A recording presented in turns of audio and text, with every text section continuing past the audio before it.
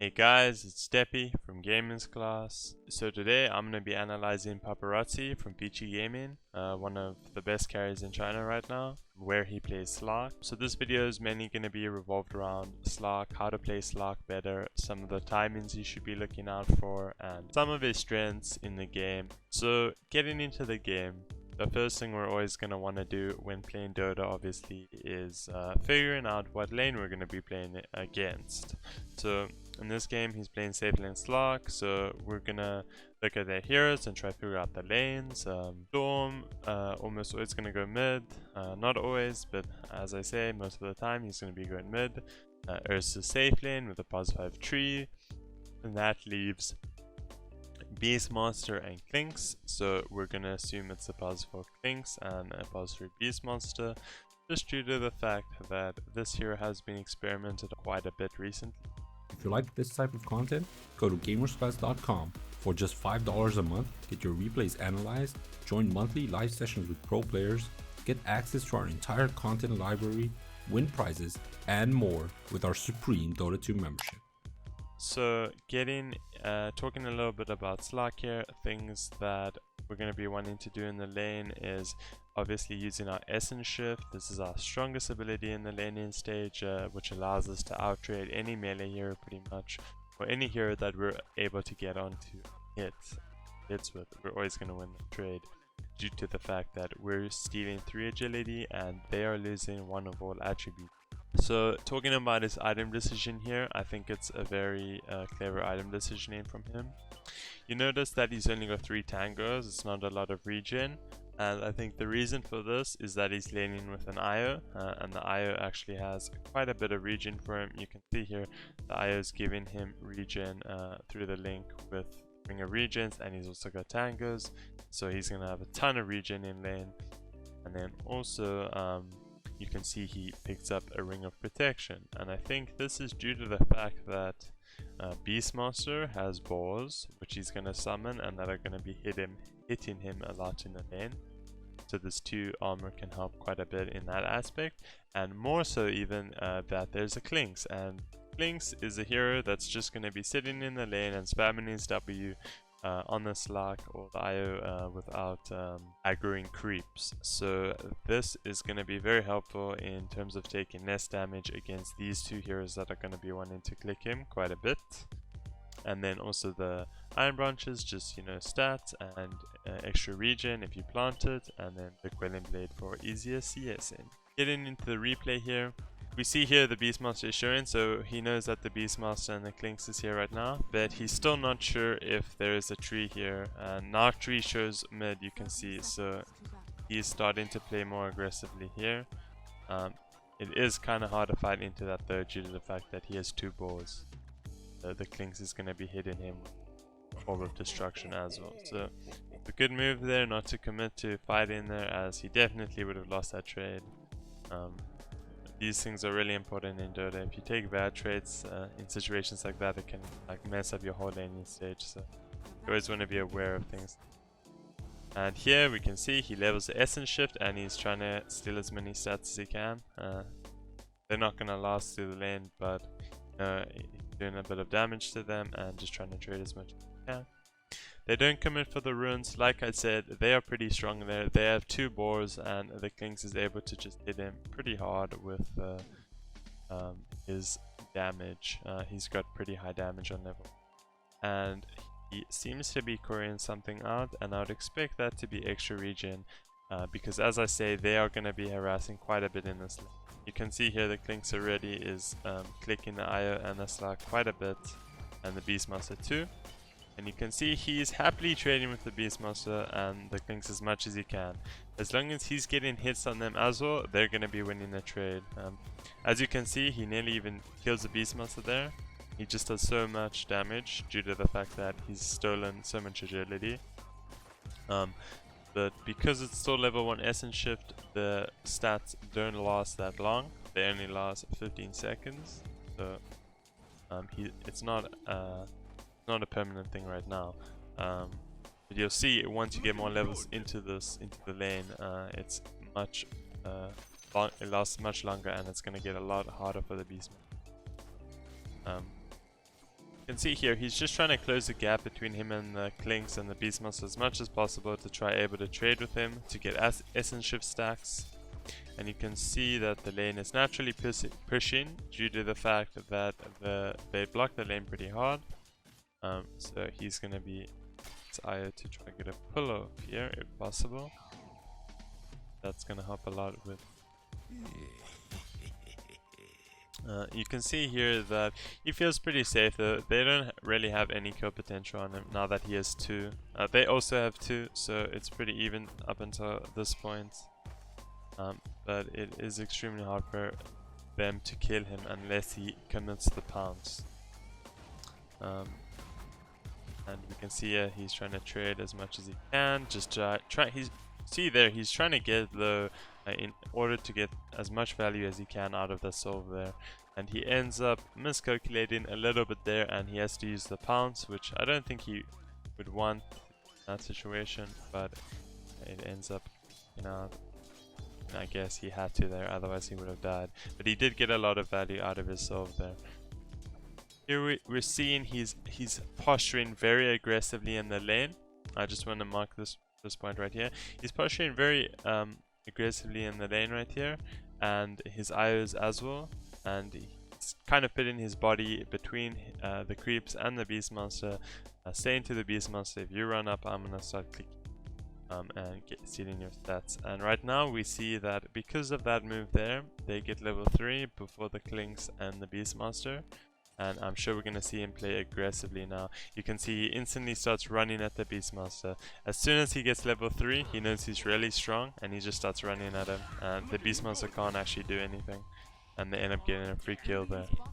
So you can see there, really nice posturing there, kind of zoning the Beastmaster from the creep wave, which allows him to get 3 first and ends up getting a kill. And now they have a pretty big advantage in this lane. Some really good positioning there in the lane. You can see how big of an impact it had there. And then you can see here, they've got a pretty big wave now, and he's denying a lot of the creeps. And again, you can see how aggressively he postures in the lane. Also, due to the fact that the Clinks is not here anymore, this Beastmaster should be getting very little. It's going to be an extremely hard lane for the Beastmaster to play in right now.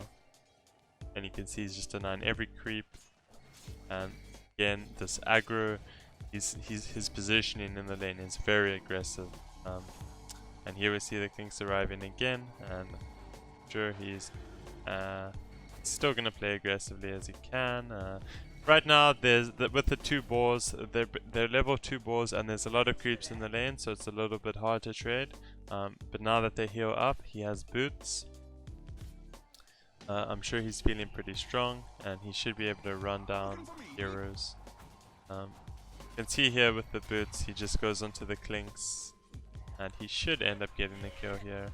And that was a nice block from the Beastmaster there. That definitely saved his Clinks.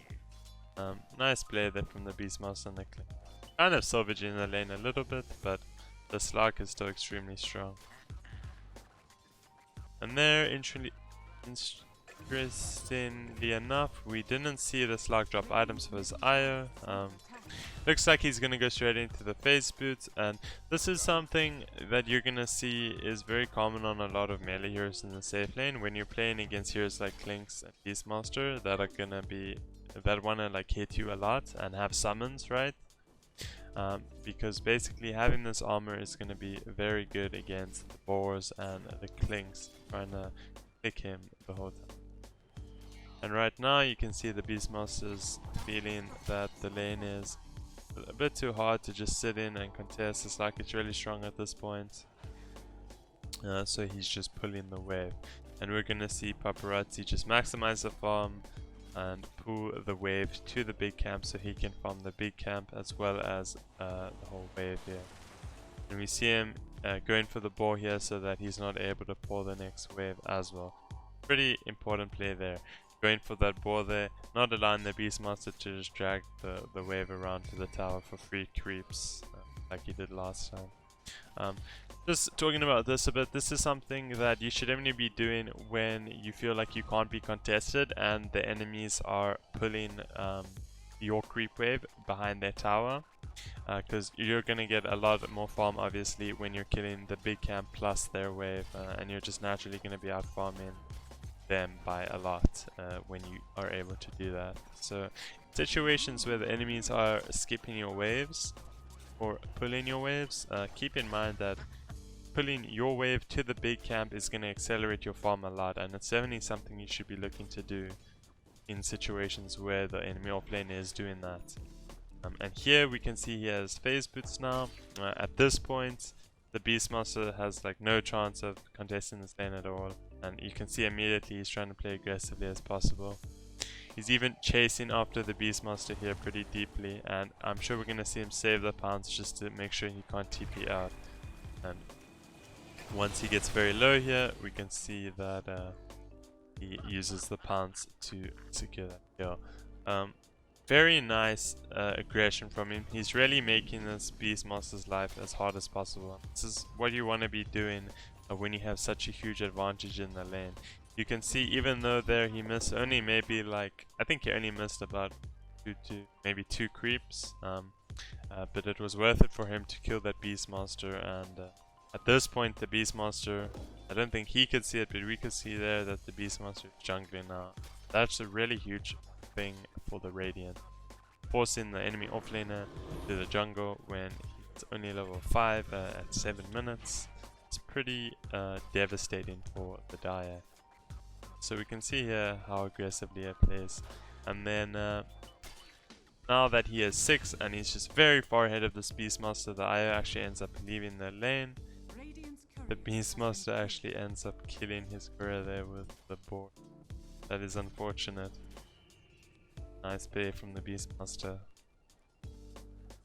but still we can see he's playing very aggressively and trying to kill these balls as much as he can. Slark isn't the best hero in the lane at killing the balls, as you see, but a lot of other heroes you'll see use a lot of their spells and things like that to kill these summons in lanes, as these are the things that make Beastmaster really strong in lane. But at this point Slark just has way too much levels. He's already 7, he's got the ult, and he can just go out of vision and heal whenever he gets low, so it's very hard for the Beastmaster to do anything custom right. There you can see a nice usage of the Dark Pact. He sees the Beastmaster going for the raw, preemptively Dark Pacts, and it turns into the Beastmaster just dying there. Pretty optimistic play there from the Beastmaster. Just running up and roaring the Slark that's so far ahead. Especially one that's such a good player. You would definitely expect them to be able to get the Dark Pact off there. So nice reactions there. Right now I feel like he's dominating bottom lane so hard that he's gonna be sticking around here for a bit with his team. As you can see, they're playing very much together, and they're going aggressively there for the runes. They secure that only one rune bottom, but the idea was there. And also another thing to note is that they secured this outpost as well at the bottom. The enemy didn't go for it, but it was taken. So just those things you always want to keep in mind coming up to the 10-minute mark. Bounty runes and outposts 30 seconds before that. For the 10-minute mark you should be thinking about that. And then nice reader there from the IO resulting in free kill for the Ember, but the Slark got involved there and got an assist, so nice reload there. And then talking a bit about his item builds, pretty standard build. You see that he ended up going for the Orb of Venom pretty late. He ended up buying it after his phase boots with Wraith Band, and this is something I like to do as well. I don't like to rush the Orb of Venom unless I'm in a lane where it's 2 melee heroes that Orb of Venom is going to be very effective with. I also prefer buying boots in a lot of cases into maybe a full boots or just buying Wraith Bands. But in this case we saw that he got the phase boots first, and I mentioned already the reason for that is he's playing against Clinks and Beastmaster with his balls that are able to click him a lot. So I just want to mention something here. It's already 11 minutes and you see that he's been hanging around the bottom lane quite a lot. And something you'll see quite common in a lot of games is the enemy carry will rotate to their off lane quite early. But in this case, his lane was so good and he feels that it's extremely hard for the enemy to kill him, which is definitely right, that he can just control this whole area.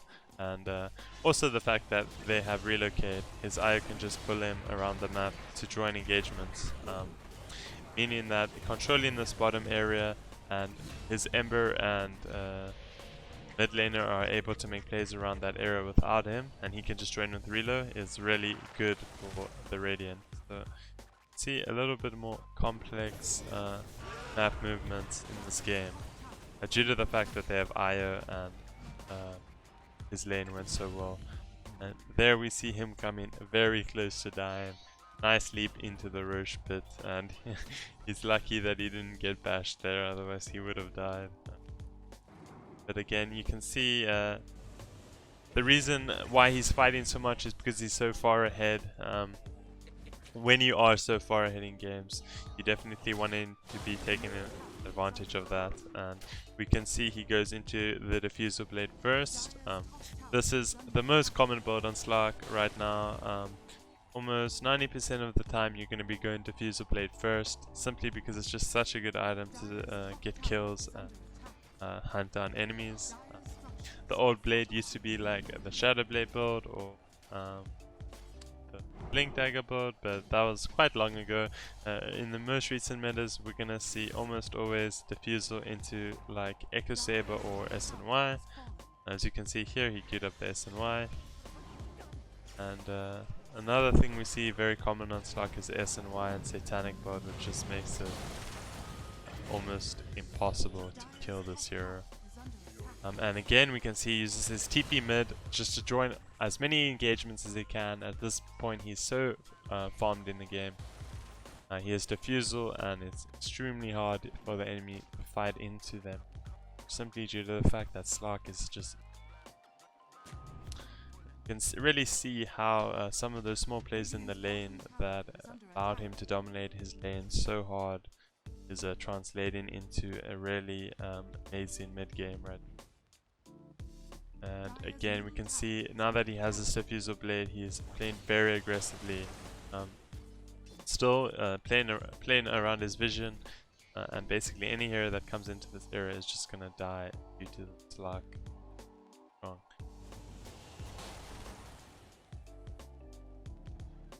And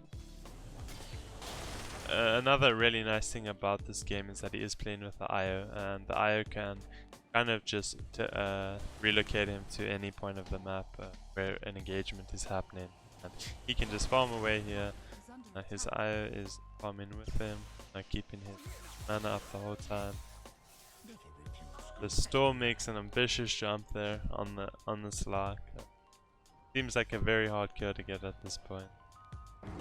And we can see again here, just very aggressive.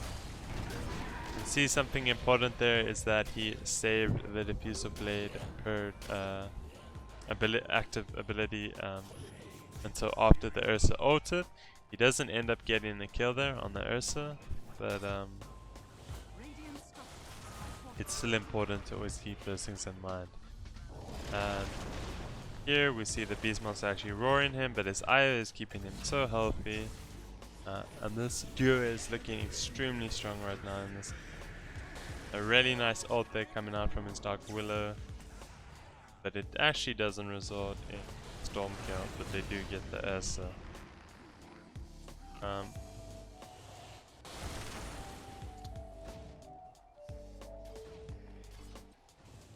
can see they're just so strong at this point. The Dire just use all their spells.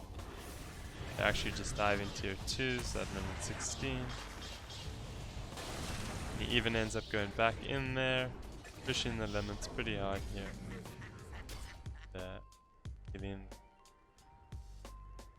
And then moves back to his area top where he has his ward and play the area very safely. Right now, obviously, he's extremely far ahead in this game, so Again, he's going to be trying to take as much of the map as possible and just dominate the map as much as he can.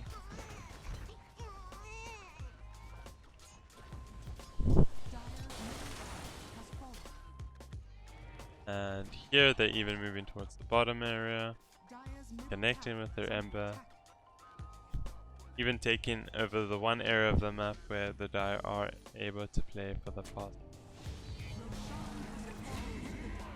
There we see that Eurus was actually able to sneak the Roche, but his posturing is so very aggressive on the map right now, taking as many fights as he can. And the Dire end up taking a fight here, and it's looking a little bit closer than it has been in the past. And the Ursa might end up catching him there. They aren't able to. And you can see now that he's used his Shadow Dance and his pounces, and also the knowledge that the Ursa has the Aegis and also the King's buyback, he's just backing off. And here, after the Dire extend, he's able to catch a Beastmaster there and get a free kill. Here we see his next item coming out is the completion for the SNY, the Sanjin Yasha. And the reason for that is when you're ahead, the Sanjin Yasha Satanic Bow especially is extremely strong, as super hard for the enemy to catch you. Even without those items, it's super strong to catch a Slark. And we can see there he nearly got punished for playing very aggressively without his ult on cooldown, and he was quite far away from his IO, but he's very strong right now, and he's able to escape. He's very fast with the SNY and the phase boots, and they actually end up turning the fight here. And another fight just overwhelming goes the Radiant's way here.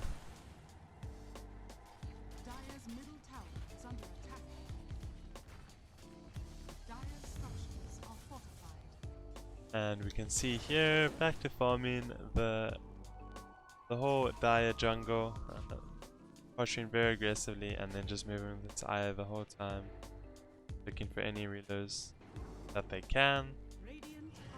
They don't end up catching the Beastmaster there, and the Dire actually end up trying to catch them here, which is a nice play from the Dire.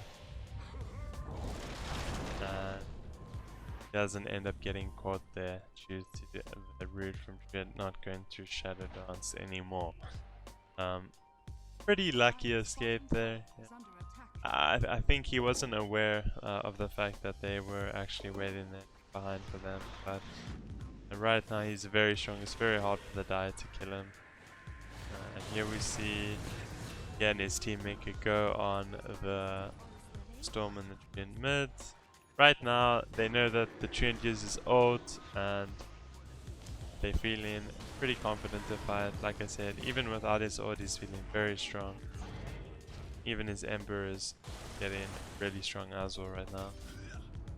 So you can see how aggressively he plays. From minute 11, he's been playing on the enemy side of the map pretty much, due to his amazing laning stage, and just kind of taking over the map and giving the enemy as little space as possible, and taking fights 24/7 as well. Here we're going to see him run towards IO again, just so they're able to relay on any engagements that are further away, and immediately starts running mid at this Beastmaster, end up getting the kill on the Beastmaster.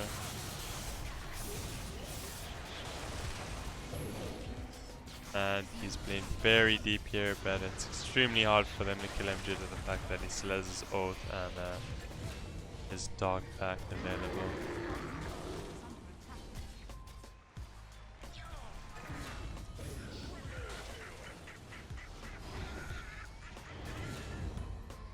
You can see here he is just completely destroying this game. Just to show you guys, he is playing against some very good players. Yeah, he isn't playing against some noobs or anything. He's just a really good player, taking advantage of all the little things that happen in this game. He's even playing best rank 1 Ursa. It's an extremely high MMR game, and you can just see like all the things that he does to make this game so easy for his team and himself. He's aggressive, posturing in lane, all the favorable trades, keeping in mind that he has his IO, his starting items, looking at what he's playing against and adjusting his starting items to that. And then as well as just playing the enemy side of the map from minute 11 when he felt very strong. Here we can see he actually ends up getting caught. He finally gets punished for going into deep without his ults, and the enemy team end up getting the kill on him. And his team are actually trying to turn it here without him. And this ends up being a little throw here, but I'm sure they're not too worried. And you can see there, even rank 5 players end up going diving the enemy base and dying every now and then. So everyone makes mistakes, guys. And he ends up just getting punished there for diving too deep without his ult. So yeah, when you're playing Slark in general, you're always going to be wanting to play around your ult. Obviously, when you're this far ahead, it's a little bit different how you can play the game. We can see he's nearly already finished his Satanic, which at that point I feel like they're going to be able to just end the game. As it would be extremely hard to kill him with all that status resistance. And again, as soon as he respawns, we can see him still running at the enemies, wanting to take engagement. Running straight bot, going for this tier 2 here.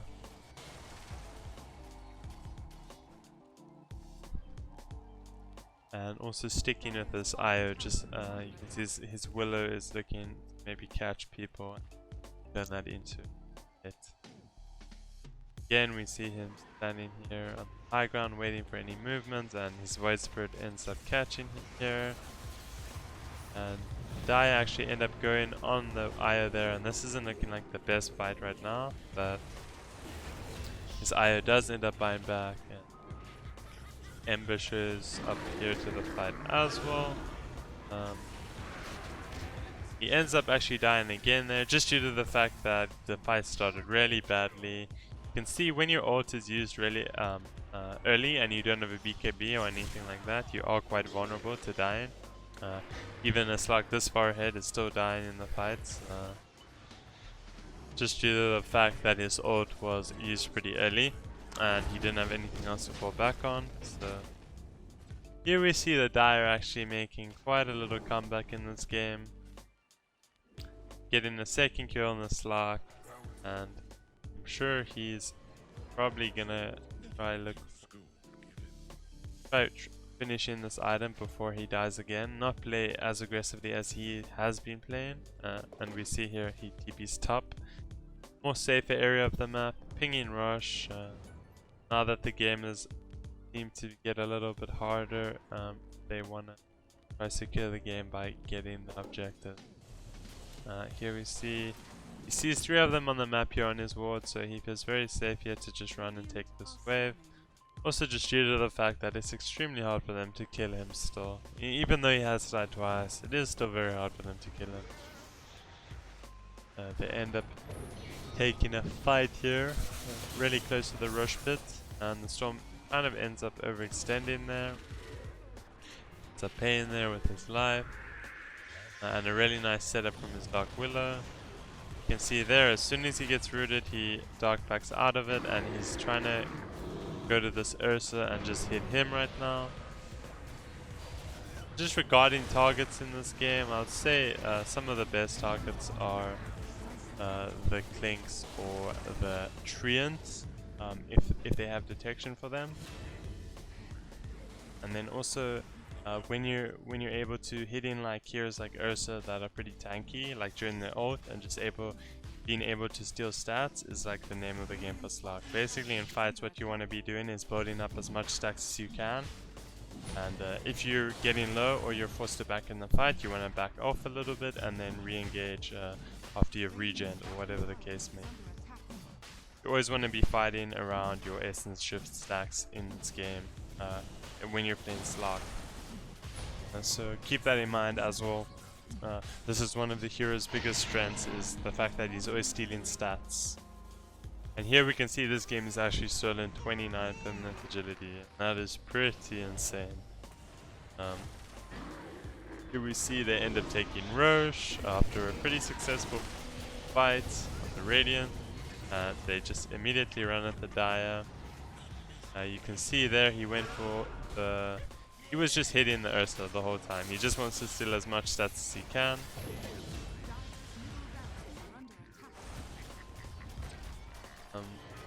And that should actually end up being the game. Just due to the fact that he has the Aegis and he even has the Satanic in the Courier. He nearly ended up throwing that game. It wasn't ideal there in the middle, but I think they were a little bit too far ahead just from the lane to come back in this game on Dire. But this is something that is pretty common with Slark. Like, you'll see games where Slark just destroys the game like this, just due to the fact that he can really dominate his lane if you know how to play it correctly. Playing around the essence shift is extremely important in the lane, and taking favorable trades the whole time. It's really good against melee heroes in general. In your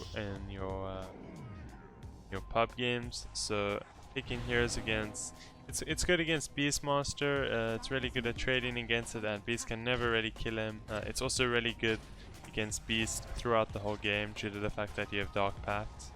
It's really hard for the Beast to roar you without you reacting in time. So there are most of the heroes that Slark struggles against are heroes with a lot of AoE. The heroes like Leshrac, pretty hard to play against. OD is one of the counters that people used to pick against Slark quite a bit, just due to the fact that OD can burst him really fast with Sunny D's equipped. So those are some of the heroes you definitely want to be looking out for. Mainly AoE control heroes and AoE damage heroes, and then you'll be wanting to pick this hero into melee matchups on the offlane, as he really excels in matchups like those. Regarding the game there, you can see how the lane really translated though into a really strong dominant mid game for the Radiant from the Slark. It was really important the way he played the lane, his item decisioning, and the way he played with his IO, as well as always posturing very aggressively in front of the creeps, between the creeps and the Beastmaster, basically making so that if the Beastmaster wants to come forward, as a choice, taking a bunch of hits from Slark and ultimately a lot of stats, and even which could result in a death. So it was really good game there, played by Paparazi. He's definitely one of the best Slark players out there, and this hero is pretty good right now in this current meta. It's got a pretty decent win rate in high MMR pubs. So I definitely suggest that you try it out if you're looking to win some MMR. Anyways guys, thanks for watching the video, and I'll catch you next time.